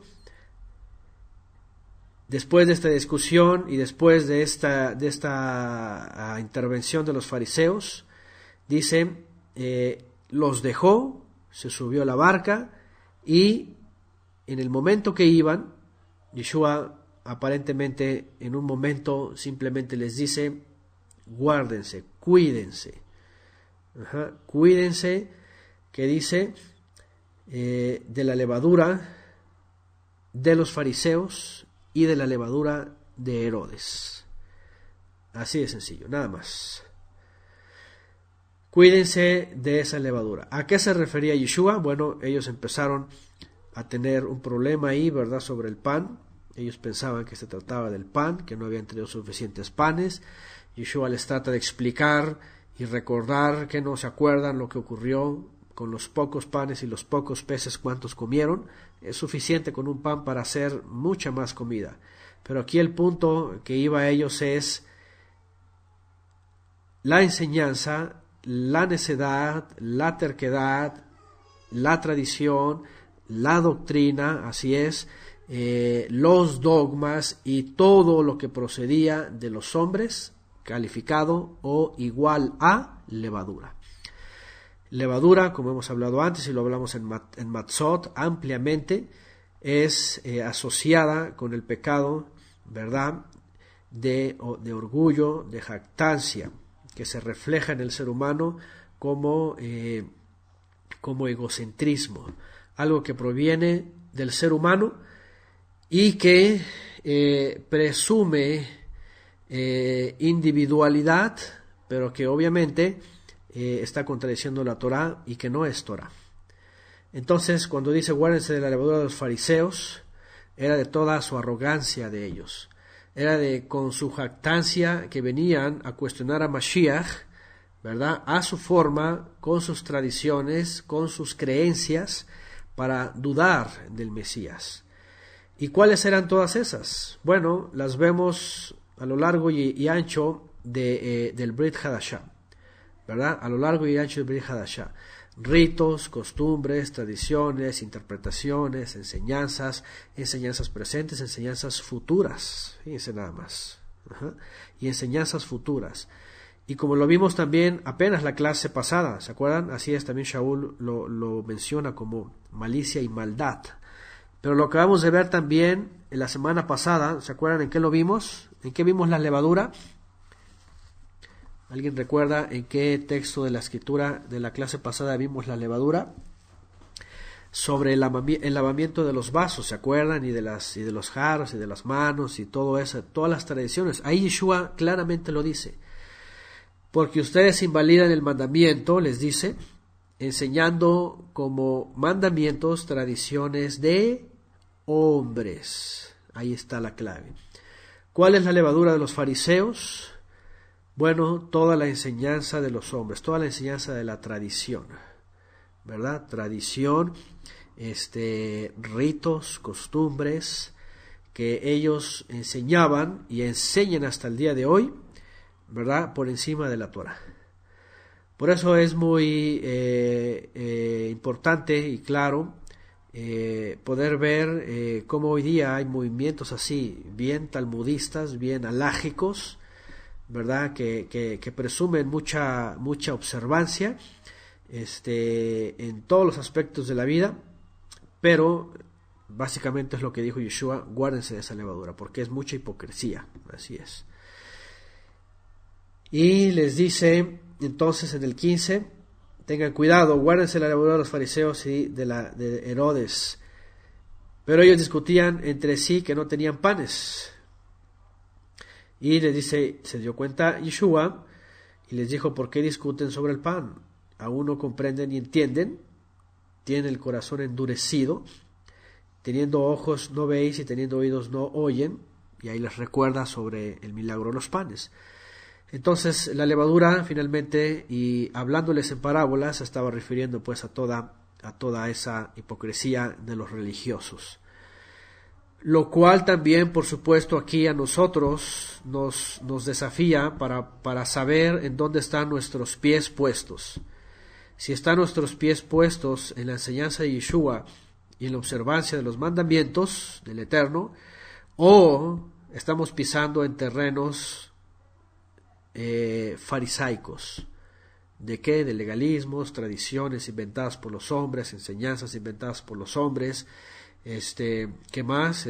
Doctrinas, dogmas, y no solamente hablando del judaísmo, ya hemos hablado también, ¿verdad? Efectivamente, que en esta serie, cuando hablamos de las palabras de Yeshua, el profeta al cual oír, no solamente es para desertar de la tradición judaica, sino también para desertar, por supuesto, de la tradición cristiana. Y pues lamentablemente, y que la gente no se me ofenda cuando escuche en el YouTube o en el iVoox, ¿verdad? Que el cristianismo, que por qué digo esto, el cristianismo, pues es que es la realidad. Igual como judaísmo, el cristianismo está construido por muchas tradiciones. Perdónenme, pero yo estuve ahí muchos años y está construido por muchas tradiciones, es la verdad. Sí, creen en el Mesías, y está ahí el Mesías, por supuesto, ha hecho un proceso el Mesías también ahí, pero no hay necesidad de quedarse en esas estructuras también farisaicas, porque lamentablemente hoy día se califica de fariseísmo, fíjense, de ilegalismo el cumplir los mandamientos desde la teología cristiana o desde los papas, pero no se ven en el espejo y no se dan cuenta que el legalismo y fariseísmo está ahí adentro, cuando obedecen mandamientos de los hombres, excluyendo el mandamiento del Eterno. Por ejemplo, un gran ejemplo, vamos a poner un solo ejemplo: la tradición, el mandamiento de los hombres, la religión, los líderes humanos han inventado y creado un año nuevo, un mes y un primer día de año nuevo, ¿cierto? Bueno, eso es fariseísmo. Primero de Janus, eso es fariseísmo, eso es levadura, eso es tradición. ¿Por qué? Porque invalidando el mandamiento del Eterno, cuando Él dijo cuál es el primer mes, cuándo se comienza el año, entonces la tradición ha creado ese mandamiento. Y eso es fariseísmo. Incluso en el judaísmo, aunque guardan el año bíblico, también ellos celebran el inicio del año. ¿En dónde? En Tishri. De tal manera que aquí ya tenemos los dos ejemplos claros. La Torá dice Aviv, y por un lado el fariseísmo cristiano dice en primero de Janus, y el tradicionalismo judío dice en Tishri. ¿Se dan cuenta? Así de sencillo. Igual el día de observancia del día de reposo, por ejemplo, ¿no? Los papas pueden decir que somos legalistas o que somos fariseos y lo que sea, pero el hecho de que ellos cambiaron la solemnidad de Shabbat al día primero, al día domingo, Eso es fariseísmo, eso es legalismo. Porque invalidando el mandamiento del Eterno, han decidido por observar lo que el hombre decidió guardar.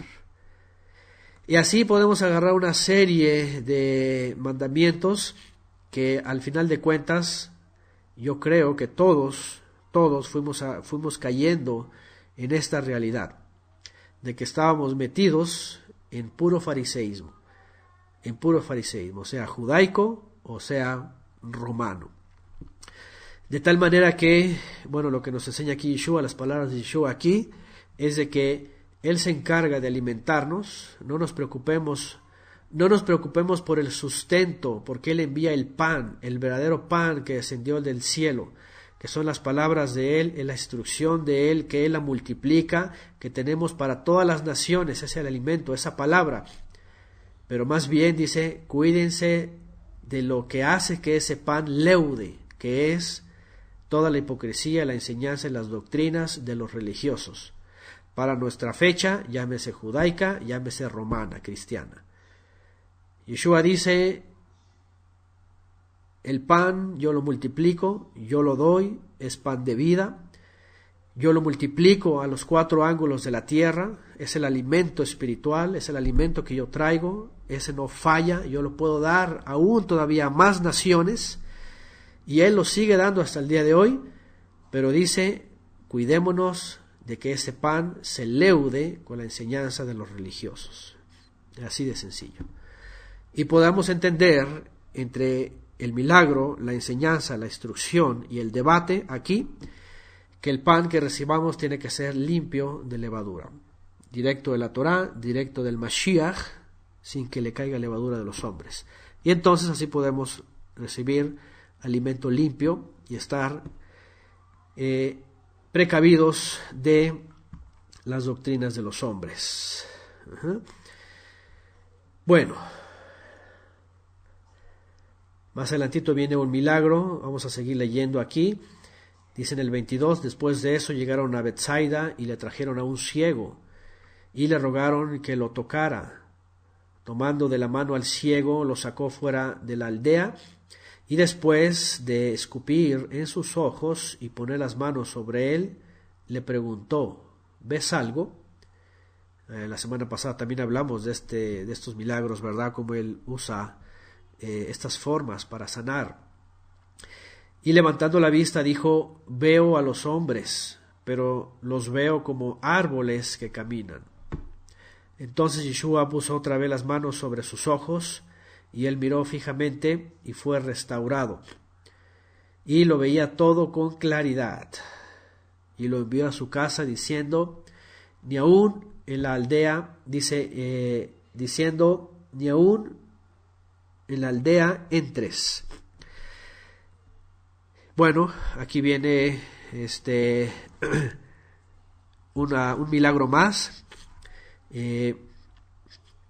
sobre este hombre que no veía y siempre se ha preguntado, ¿verdad?, sobre, a ver, ¿qué pasó con este hombre?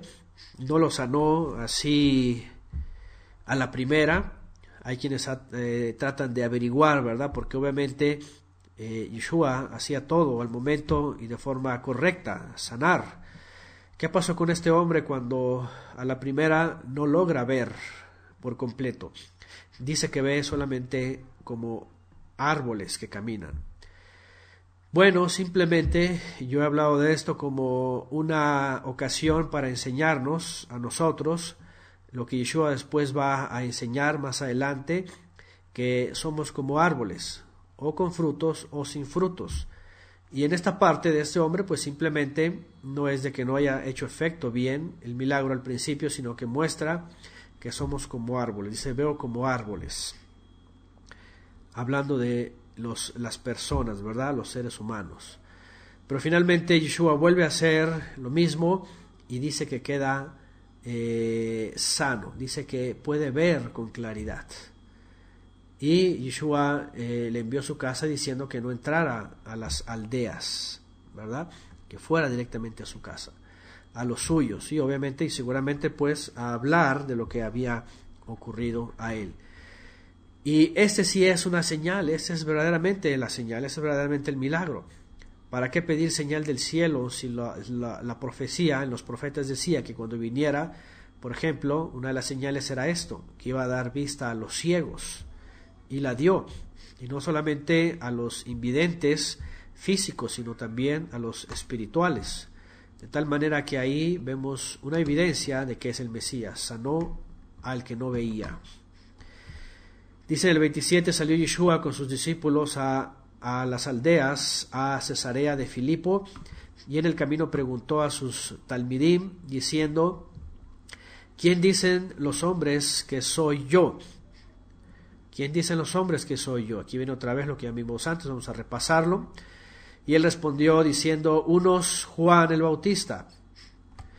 Y le respondieron diciendo, unos dicen que eres Yohanan, Hamadbil, el de la Tevilá. Otros dicen que eres Eliyahu, pero otros, uno de los profetas. Y él les preguntó de nuevo, pero vosotros, ¿quién decís que soy yo? Respondiendo Kefas, le dijo, tú eres el ungido, tú eres el Mashiach, ¿verdad? En hebreo, por supuesto, cuando se habla aquí de esto, en hebreo es, tú eres el Mashiach, tú eres el que ha sido ungido o revestido por el Todopoderoso a través de su Ruach HaKodesh. Tú eres el ungido. ¿Se dan cuenta? No dicen tú eres el Altísimo, no dicen tú eres Elohim Todopoderoso, el uno y único. No dice tú eres el Padre, o no dicen tú eres el Hijo, la segunda persona de la Trinidad, no dicen nada de esas cosas. O no dicen tú eres el Trino, nada de esas cosas. Tú eres el ungido. Ahora, ¿ungido de quién? ¿Quién lo ungió? Pues es obvio. Cuando ellos responden, y aquí responde espiritualmente Kefas, dice porque aquí dice que no responde por inteligencia ni sabiduría humana, sino porque le fue revelado, ¿verdad? Lo que dice es, tú eres el que ha sido ungido por el Padre. El Todopoderoso, el Altísimo, te ha revestido de él a ti. Tú eres ese.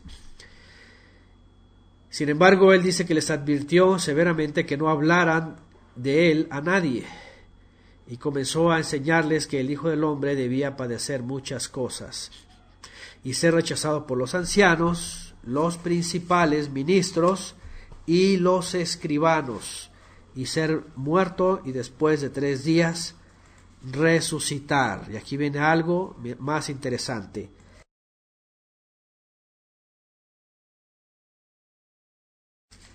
Cuando viene Yeshua y les hace entender por la revelación que ellos están recibiendo de que no es un profeta cualquiera, sino es el profeta que el Eterno había prometido, y que este mismo era el ungido de Elohim, y ellos ya lo están entendiendo, aunque él les prohíbe hablar de eso y mostrarle a los demás esto. Aquí viene Mashiach y les empieza a decir algo que ellos, hasta el día que arrestan a Yeshua, ellos todavía no pueden digerir. Ellos todavía no pueden entender. ¿Qué les parece? Ellos todavía no pueden, no les cae el 20, como decimos aquí en México, ¿verdad? Estaba tan lento, aquí habla de así, el Salmo 2, así es que habla del ungido también, ¿verdad? Y el libro de los Hechos conecta al Salmo 2 justamente con ese momento cuando el Mesías está siendo, o más bien en la ocasión del Salmo, ¿no? Cuando él es arrestado y él es llevado a la muerte. Pero en Marcos 8 lo que estamos viendo aquí es que, diferente de toda la tradición judía, de toda la levadura judía respecto al Mesías, ellos estaban recibiendo una información diferente. Ahora, piense por un momento, y aquí es por eso que también digo que esta serie que tiene como ocasión recordar las palabras de Yeshua y permanecer en las palabras de él, tiene que sacudirnos totalmente de toda esa levadura farisea sobre el futuro. ¿Qué se enseña hoy día sobre el futuro? Todavía hace rato mi esposa y yo estábamos viendo una publicación de no sé quién ahí puso en el Facebook. Yo no sé por qué todavía gente creyente en Yeshua anda poniendo estas cosas de rabinos que dicen que el Mesías ya viene, que es inminente la venida del Mesías y el reino judío milenial y todas estas cosas. Creyente en Yeshua, ¿cómo pueden poner esto? Eso es levadura de los fariseos. ¿Se dan cuenta? Eso es levadura de los fariseos. En el primer siglo, incluso asuntos referentes a Yeshua HaMashiach y el reino estaban llenos de levadura de los fariseos, y los mismos discípulos ni siquiera sabían que el Mesías tenía que padecer, tenía que sufrir, tenía que ser llevado por manos de pecadores, morir y resucitar al tercer día. Hablamos de esto también cuando estábamos en Tijuana, ¿verdad? Yo les hacía la pregunta porque muchos solamente quieren sujetarse de la letra, ¿verdad? Y les preguntaba, ¿en dónde en la Torá claramente dice que el Eterno iba a enviar al Mesías nacido de mujer, hablando de la Torá, de los 5 libros, y que iba a traer un reino espiritual, iba a morir y resucitar y ser llevado al cielo? ¿En dónde dice eso?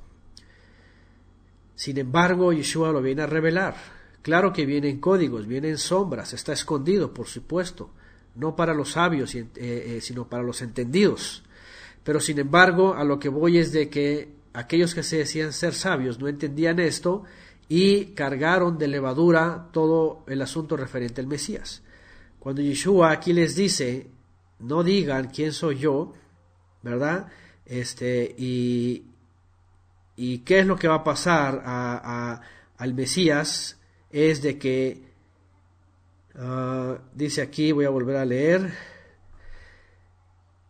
comenzó a enseñarles, Marcos 8:31, y empezó a instruirles que él, el Mesías, debía de padecer muchas cosas y ser rechazado por los ancianos, por los principales sacerdotes y por los escribas, además de ir a la muerte y después de 3 días salir de la muerte. Piensen en lo que pensaron los discípulos. Si ustedes hubieran estado ahí, todos instruidos por la tradición judía, por la levadura judía, ¿qué hubieran pensado? Así como que, a ver, espérame tantito, ¿qué me estás diciendo? ¿Cómo que el Mesías tiene que padecer? ¿Tiene que ser rechazado por los principales? Y los principales lo están esperando. Si todos estamos esperando para decir el Mesías ya llegó, ¿cómo que te van a rechazar? Y peor asunto, ¿cómo que vas a morir? Y luego resucitar, así como que, a ver, espérame, vas a resucitar. Todos los que han muerto mueren y nadie es levantado del sepulcro. Fíjense nada más. Entonces, ¿qué es lo que está diciendo aquí Mashiach? Ok, por supuesto que la muerte y su resurrección hay muchos más detalles, obviamente muchas más cosas que vemos en su muerte y resurrección. A lo que voy aquí es lo que les está diciendo Yeshua a sus discípulos, ¿verdad? Respecto a esto es de que ellos habían sido instruidos por los fariseos de que el Mesías iba a llegar ¿cómo? Iba a llegar triunfante, en un caballo poderoso, con un ejército para librar a Israel de sus enemigos y del poder de Roma, establecer el reino, sujetar a las naciones y entonces comenzar el reino davídico milenial y perfecto. Y obviamente para toda la enseñanza farisea llena de levadura, ¿verdad? Era su creencia que transmitían, así es, y además era algo para ellos pues muy popular, al menos dentro de Jerusalén, dentro de las escuelas rabínicas. Pero cuando Yeshua les empieza a enseñar esto, les empieza a instruir sobre lo que debía pasar, imagínense lo que pensaron. Yo creo que se colapsó su mente. Por eso en Juan 14, antes de que Yeshua es arrestado, cuando llega el momento difícil, ellos estaban totalmente conmocionados. Dice que estaban turbados, así estaban pensando pensamientos de tristeza, de preocupación, de qué está pasando, qué va a pasar con el Mesías. Yeshua les dice, no se turbe vuestro corazón. Y ya les empieza a dar la instrucción sobre la promesa verdadera. Pero tenía, obviamente, que Yeshua instruirles y enseñarles, ¿verdad? De tal manera que vean lo que pasa después. Ahí va. Fíjense. Tú eres el Mesías, les advirtió que no lo dijeran a nadie, les dijo lo que iba a pasar con él. Y en el 32, y él les decía estas palabras claramente, pero Pedro le llevó aparte y comenzó a reprenderle. Fíjense nada más. Dice, y les decía estas palabras claramente, y Pedro le llevó aparte y comenzó a reprenderle, mas él, volviéndose y mirando a sus discípulos, reprendió a Pedro y le dijo, quítate delante de mí, Satanás, porque no tienes en mente las cosas de Elohim, sino las de los hombres. Y es que aquí, bueno, en esta versión no aparece claramente, pero Kefas se adelanta, por supuesto, ¿verdad? También, a ver si en las otras versiones aparece esta parte donde dice, nunca te pase esto a ti. ¿Se acuerdan? En otras versiones agrega esto, ¿no? Aquí no sé por qué en esta versión no lo pusieron. Verso 31, verso 32, 8:32, dice que Pedro lo llevó aparte y lo comenzó a reprender porque él le había dicho que nada de esto te acontezca a ti. Y después Yeshua lo reprende y le dice, quítate delante de mí, Satanás, adversario. Imagínense, aquí viene el famoso texto, ¿verdad?, donde aparentemente, y bueno, según el catolicismo, ¿verdad?, que lo pone como roca a Pedro, y viene el papado, pero después le llama Satanás, adversario. Dice, porque no tienes en mente las cosas de Elohim, sino de los hombres. Pedro creía que evitar todo eso que le iba a ocurrir era lo mejor, pero el Mashiach le enseña que ese es el plan del Padre. Después vamos a ver, por supuesto, a detalle, cuando ocurre esto, cuál era todo el plan que el Padre tenía, con la muerte del Mesías, tanto para Israel y como para todas las naciones, y desde el principio hasta el final. Por ahora solamente en esta parte sobre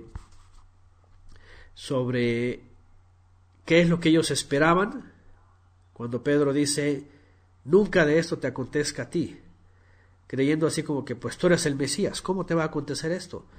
¿Verdad? Todos los rabinos enseñaban que no podía pasarle eso al Mesías. Pero Yeshua le dice, es que no se trata de lo que dicen los rabinos, es que es lo que el Padre va a hacer para salvar finalmente la humanidad entera.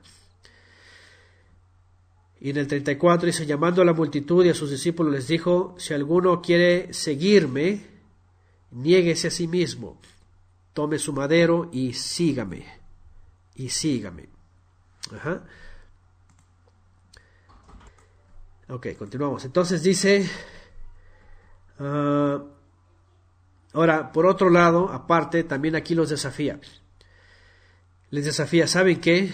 Les dice, aquí no se trata de lo que han enseñado los fariseos sobre el futuro del Mesías. Aquí se trata de lo que el Padre ha contemplado y tiene planeado para salvar a la humanidad. Eso ya lo sabemos nosotros. Pero aún así, dice, el que quiera seguirme, el que quiera venir en pos de mí, entonces tiene que negarse a sí mismo, porque lo que le está diciendo aquí, y conforme a lo que ya vimos y lo que vamos a ver más adelante, finalmente sostenerse en él y seguirle a él iba a traer como consecuencia el mismo final, una muerte. Por eso dice aquí, niéguese a sí mismo, tome su madero y sígame.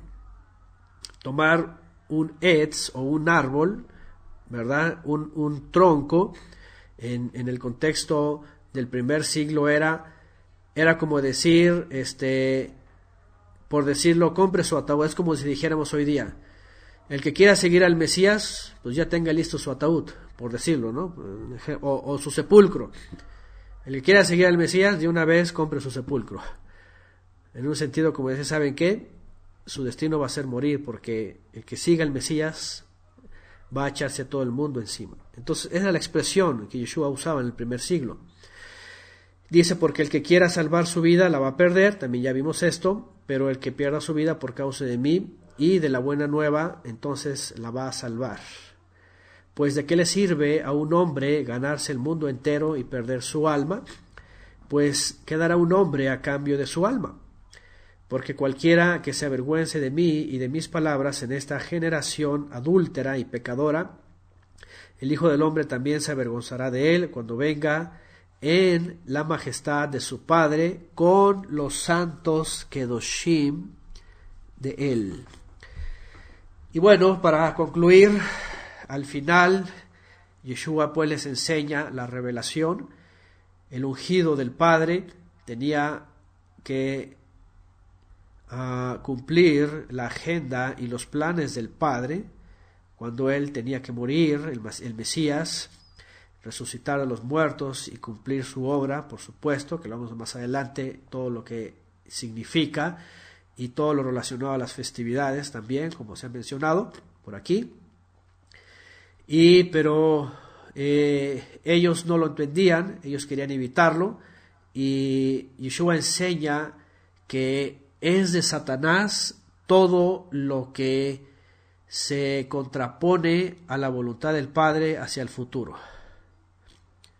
Fíjese nada más. Ok, aquí está el texto en la otra versión, lo pone aquí Yerusha. Entonces Pedro, tomándolo aparte, comenzó a reconvenir diciendo: Señor, ten compasión de ti, en ninguna manera te acontezca esto. Ahí está, es lo que ya mencionamos. Y eso no es lo que quería el Padre, es lo que quería el adversario. Ahora, yo quiero tomar como ocasión esta parte para poner también en contexto lo que ha de venir más adelante. ¿Qué es lo que dice Yeshua que va a ocurrir hasta que Él regrese? Él dice que después de todas las cosas que han pasado en el primer siglo y en esos 2000 años, las señales que están aconteciendo hoy día en la tierra y las señales en los cielos van a concluir con oscuridad en la tierra, caída de meteoritos, un gran terremoto y luego la aparición de Él. Y luego la resurrección y transformación para el día del juicio y después para estar siempre con Él. Y nosotros y un servidor, y bueno, aquí andamos en la casa de estudio, yo creo que somos de los que siempre tenemos esto en nuestra mente, porque eso lo ha dicho Yeshua y eso esperamos de Él. Pero fíjense nada más, a 2000 años, ¿verdad?, de historia, hasta el día de hoy hay gente que todavía se atreve a ser Satanás, a ser adversarios y a decir: no, eso no va a ocurrir. Lo que va a ocurrir es de que va a venir el Mesías y entonces va a reunir a Judá, el hermano mayor, y ya saben, ¿verdad? Digo, hay esa y muchas otras teorías, pero eso es un ejemplo de lo que vemos hoy día. Y entonces va a hacer retornar a los israelitas, Efraín, y entonces van a subir de la mano a Jerusalén, y entonces viene el milenio, el reino milenial, y entonces en el trono, y entonces los sacrificios, y en todo eso. ¿Saben qué diría Yeshua si escucha hablar a alguien así? Diría: apártate de aquí, Satanás, porque ese no es lo que quiere el Padre. O es más, Yeshua diría: no es eso lo que yo dije, apártate, Satanás, así le diría. Y ¿saben qué? Yo así me sentí cuando yo creía muchas fábulas de esas y enseñaba y todo eso, y de pronto me sentí así como que yo soy un Satanás, estoy enseñando cosas que jamás Yeshua enseñó, estoy enseñando inventos de levadura de modernos fariseos. Son las teorías satánicas, dicen por aquí, ¿verdad?, del mundo. Y bueno, yo creo que sí hay cosas muy claras del Mesías que Él dijo que van a ocurrir hasta que venga y después de que Él venga, y son suficientes para saber lo que va a pasar. Pero cuando empezamos a ver cosas que no tienen nada que ver con lo que Él dijo, entonces sí, en autoridad de Él podemos decir: apártate, Satanás, porque esa no es la voluntad ni lo que el Padre ha dicho, sino lo que el Mesías ha dicho sobre lo que va a venir. De esta manera, Yeshua le responde a Pedro, porque Pedro estaba desconectado con la revelación, estaba conectado con la tradición judía. Pero Yeshua les enseña lo que realmente va a ocurrir, ¿verdad? Y no solo eso, lo último que acabamos de leer es de que el hecho de permanecer en las palabras de Yeshua, para no ser Satanás, va a hacer que los Satanás nos persigan, ¿verdad? Y entonces podamos sufrir incluso cualquier cantidad de males. Pero finalmente Yeshua dice que el que llegue a caer en estos males y se avergüence del Mesías y de sus palabras, porque ¿saben qué? Hoy día, con las mismas fábulas de los hombres, con la misma tradición y levadura de los fariseos modernos, la tradición, muchos se están avergonzando de lo que Yeshua dijo que va a ocurrir cuando Él regrese. De tal manera que esos van a tener un especial trato con el Mesías por avergonzarse de la promesa celestial. Bueno, yo no sé ustedes, pero yo no me avergüenzo de la esperanza celestial que Yeshua prometió.